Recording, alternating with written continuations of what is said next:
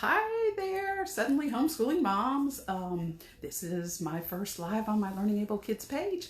Nice to meet you all. I'm Sandy Cook and I am the founder of Learning Able Kids, and I'm the author of several books. And I was trying before I started to figure out how to flip the image. So if I show you my books, they are not backwards, but they're going to be backwards because I can't figure out the settings.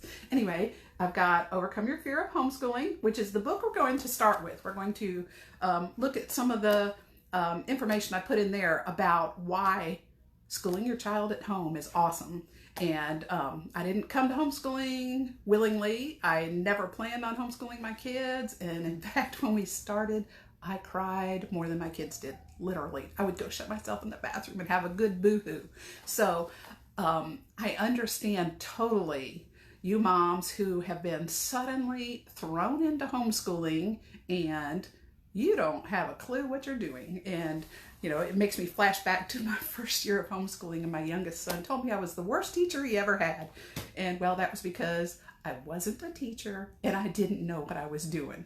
But as we continued homeschooling and I figured out ways to handle defiance, them not wanting to learn, low self-esteem, all kinds of issues with learning disabilities around trying to school them, then I changed things. And so I wanted to give you those tips so maybe you can get up to speed faster, especially since yours is going to be hopefully a shorter term homeschooling adventure. But if you can get where it's easier faster, then maybe it will be an encouragement for you, and who knows, you may love it. I ended up loving it, and you know, wished we had started sooner after the first year or so, but the first several weeks, oh my word. Anyway, so then the next book I wrote was the Dyslexia Help Handbook for Parents, and it is specifically about overcoming dyslexia through homeschooling in curriculum and programs, and the different types of things that can learn to reading disabilities that are and are not dyslexia, because there are a lot of things that can cause a child to have problems with reading, and they are not all dyslexia. And then lastly, I've got my book. It's How to Homeschool Your Learning Able Kids, 75 Questions Answered. So unless people post on my page or on these videos changes in their preferences, I'm going to start with Overcoming Your Fear of Homeschooling, and then I will shift to the Questions and Answers book, because that has a lot of helpful hints in it. It's some of the most frequently asked questions I've been asked over the years about working with your child at home.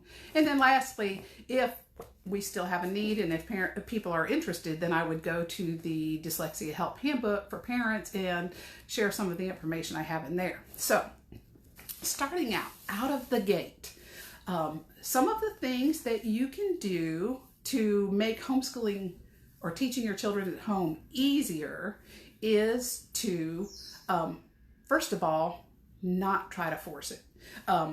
There are so many benefits to doing it. One of the biggest ones is to teach your child at the speed of his learning. Since your child is not in school, you don't have to conform to a regimented school day, you know, specific hours and taking the same amount of times as a child would have in each period and that sort of thing. To the extent that you have freedom, you can modify your child's schedule. I realize some of the schools are doing at-home learning via computer, where the teacher is teaching on the computer live, and so then your child doesn't really have the option to go faster or slower. It's at whatever speed the teacher is teaching at. But then with the assignments and the homework, and some of the families that I know that are teaching their children at home, they have been given the books and the assignments, but they aren't having online learning. And so they have a lot more flexibility with the speed at which they teach their children and everything. So some of the helpful tips to start with is, whether your child is a fast learner or a slow learner, it's better to go at the pace of your child if you both want to be happy, not stressed out, and you want your child to actually learn the content. You know, like for a fast learner, they can read their assignments real quickly, they can do all the problems, they can finish them up pretty fast, and they might be done, I kid you not, with their day's worth of schoolwork in maybe 2.5 hours, 3 hours. When we started homeschooling, I started at first trying to create school at home, which is actually what a lot of people are doing. You will have your books and your assignments and all that sort of stuff. But by trying to do the school at home, if you allow your child to just do what they're assigned and your child is capable and advanced in several subjects, they might just fly through them.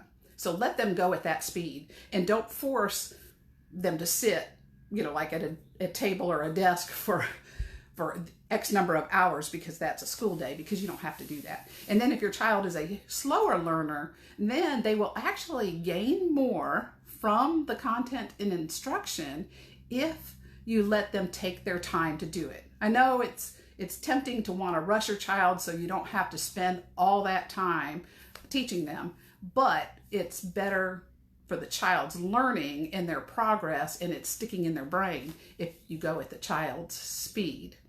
And so, flexibility in your timing with your school day will help a lot with stress levels for both you and your child. And so that would be my initial primary recommendation.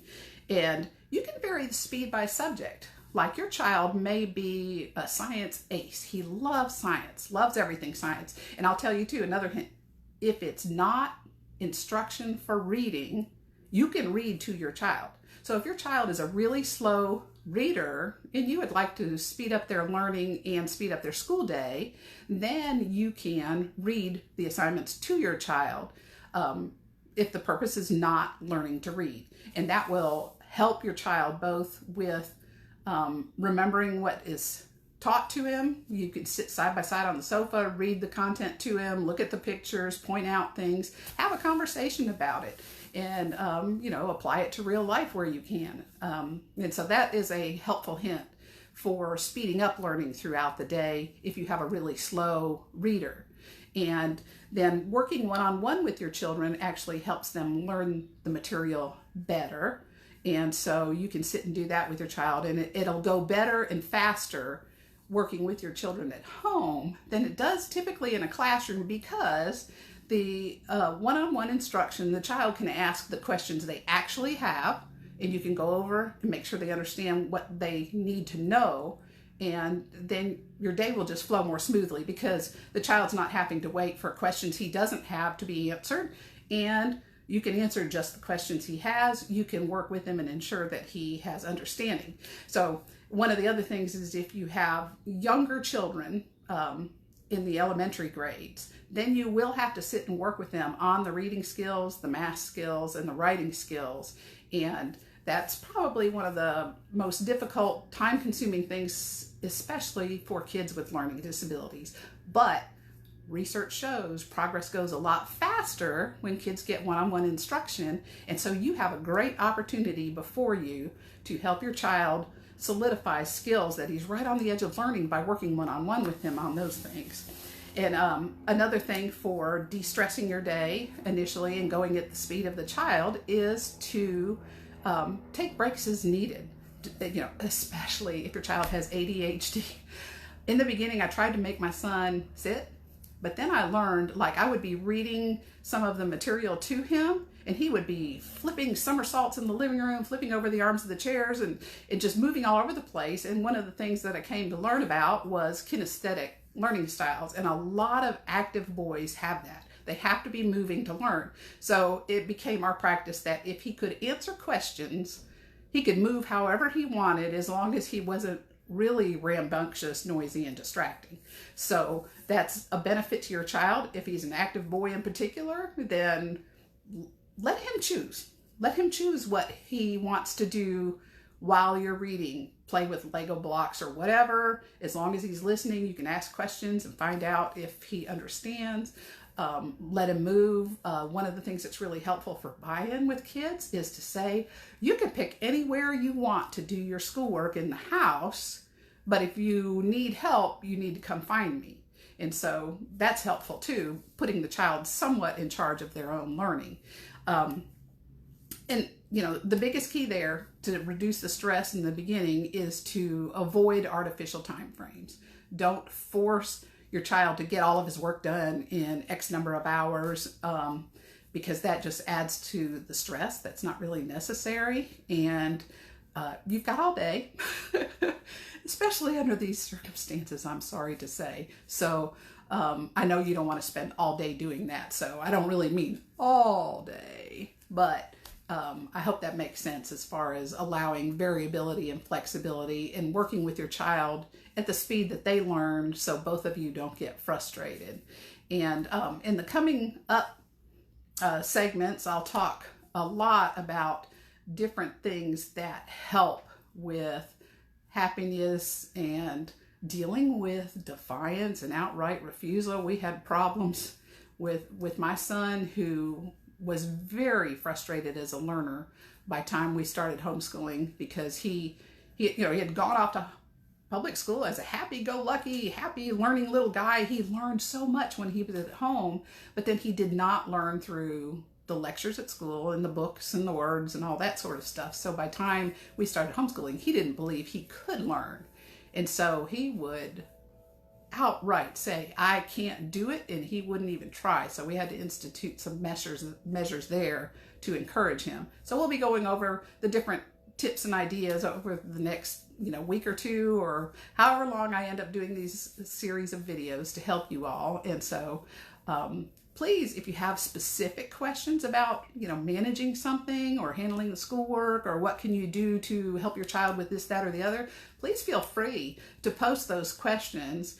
And over time, I'll try to answer a question from a viewer at each of the segments. So that, I'm going to try to keep it short each day, because I know you all are pressed for time. But I just wanted to hopefully give you helpful tips over the next several days to help you with schooling your child at home. So anyway, God bless you. Hope it's going well. And if it's not, please feel free to reach out for some help and support. Thanks, and have a great day.